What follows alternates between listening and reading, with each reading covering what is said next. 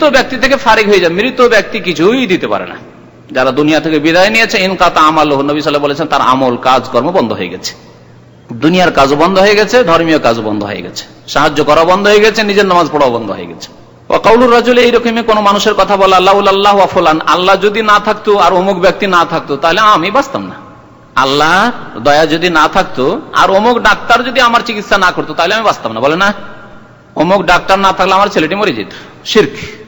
জীবিত ডাক্তারের কথা যদি বলে তো ছোট শিরক, আর যদি আল্লাহর সমকক্ষ সমতুল্য করে মনে করে যে ডাক্তার আরোগ্য দিতে পারে তো বড় শিরক হয়ে যাবে।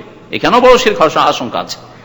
আর মরে যাওয়া ডাক্তারের কথা যদি বলে বড় শিরক। মরে যাওয়া ডাক্তারের কথা বলবে না, বললে হুজুর কিবলাদের কথাই বলবে, তাই না? মরে যাও কেউ ডাক্তারের কথা বলবে না। বড় বড় ডাক্তার দুই চারটা মরে গেছে এরকম বাঙালি ডাক্তার, কেউ তাদের নাম ধরে বলবে না যে আমি চিকিৎসা মেডিকেল কলেজে, ঢাকা মেডিকেল কলেজে গেছিলাম, আল্লাহ যদি রহম না করতেন আর অমুক মরা ডাক্তার যদি রহম না করতেন বা যদি চিকিৎসা না করতেন তো বাঁচতাম না, এই কথা কেউ বলবে না।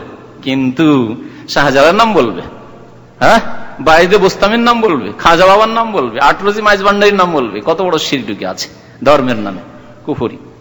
তারপরে বলছেন আব্দুল্লাহ বিন আব্বাস, লা তাজাল ফিহা ফুলানান, খবরদার এরকম কথাবার্তা বললে অমুকের কথা বলবে না, আল্লাহর সাথে অমুকের নাম বলবে না।